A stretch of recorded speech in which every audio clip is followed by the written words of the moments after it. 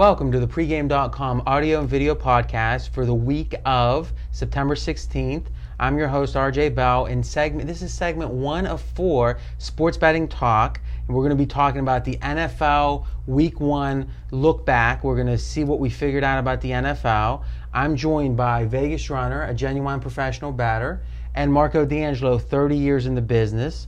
Marco, Week 1 NFL, what's the takeaways? Well, what I saw in Week 1 was the lines maker did an absolutely fantastic job. For 16 games, there was 8 favorites, 8 dogs. There was 8 overs, 8 unders.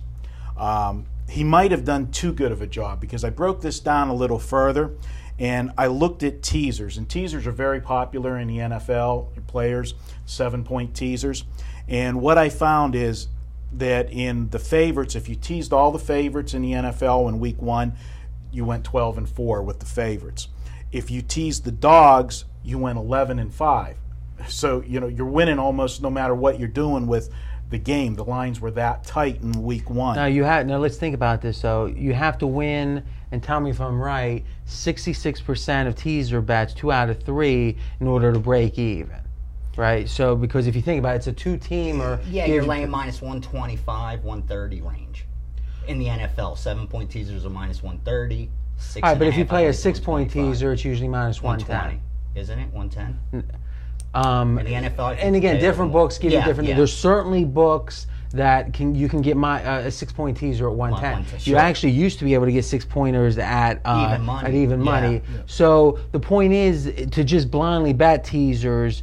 And I'm almost certain of this, you need to hit 66%. So it sounds like we're right on almost where if you blindly bet, you would have broken even or made money. The only situation that you didn't show a profit was taking the overs. If you teased overs, they went 8-8. But if you teased the unders, teased it up and went under, it was 12-4 in Week 1. So 3 of the 4 categories, lopsided numbers on the teasers.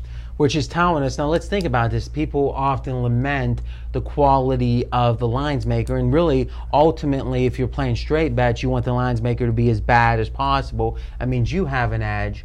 But if you do play teasers, then the better the line. If the line was always perfect, you would never lose a teaser bet. So that's why teasers are better in the NFL than any other sport, because the NFL line is tightest. It's toughest, so sure. The side bets are the worst in the NFL, and the total bets are the worst. And again, remember, total numbers are never the same accuracy aside. So in general, though, this case, total still won. 6 points in a total is not worth near as much as 6 points on the side. So the more accurate the line is, the more you want to tease, and the harder it is to beat the straight bets. Is that the way you see it? Absolutely. But I have to disagree with the part that the lines maker did that good of a job, because Sundays, all the books that I spoke to got crushed. And that's one of your specialties, is talking about the market, the sports betting market. Right, and as an odds maker, your job and your responsibility, your obligation is to your client, which is the sports book. And if your client gets crushed, you didn't do a very good job. So let's talk about that. Crushed from the wise guys? From the public. See, what you got to remember is when the wise guys do damage in the NFL, it doesn't hurt the books as much as when the public does. The public gets the books get hurt the most when the public wins, because they tie up them 4-team, 5-team parlays with favorites, and when them favorites come through, they're paying out at 20, 40, 80 to 1, and the books can't catch up to that with wise guy money. It's just not going to happen. When you see on Sunday 8, 9 favorites covering, the possibility of 4-teamers, 5-teamers cashing are really high, and that's what happened Sunday, and that's why you saw. So let me jump in a couple of things. One is Marco saying it was 8-8 on the favorites and the dogs. So you're saying that the favorites that covered were the ones that were being bet the heaviest, like the Cowboys? Yeah, and he's saying 8-8 for the weekend. 2 of them dogs covered Monday, and the other dog covered Thursday. I'm talking on. But Thursday and Monday have probably more action. Right, and that's when you saw the Monday, the adjustment. Right away in the morning, they moved New England 3 points. They weren't going to get beat again by all the favorites. It's Sunday when they got hurt. Thursday, the dog covered with Tennessee.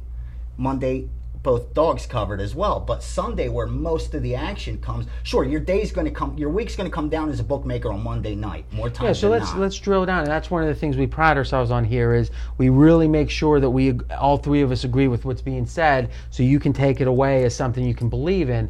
Is on average, there's more money bet on a Monday night game than there is on an individual Sunday game. Sure, yeah. And more money on a Thursday game. Yeah, and most of the week's going to come down than Monday night for the book, because if people are down, they try to double up. So if there's are even up, more they let it money ride. bet because they have to. The guys who are betting in a place where they settle up once a week is Monday night becomes the decider if you're going to have to pay or be paid. Yeah, that's the make or break for most local books.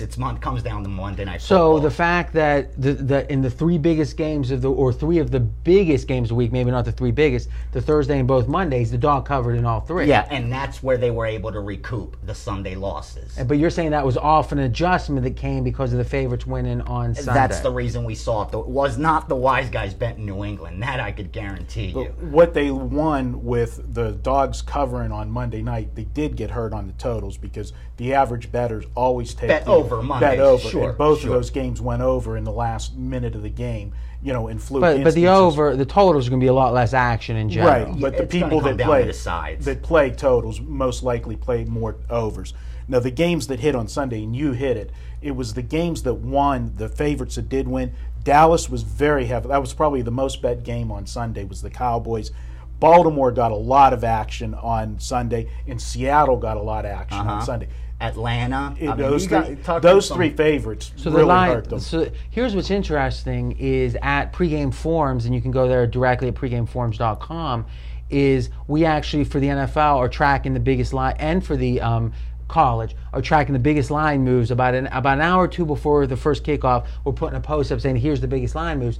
Is in the Saturday and Sunday, the biggest moves were, I think, 7 out of 8 towards the favorite on Saturday. So all the big moves almost were towards the favorite. UNLV was the lone exception, and they covered.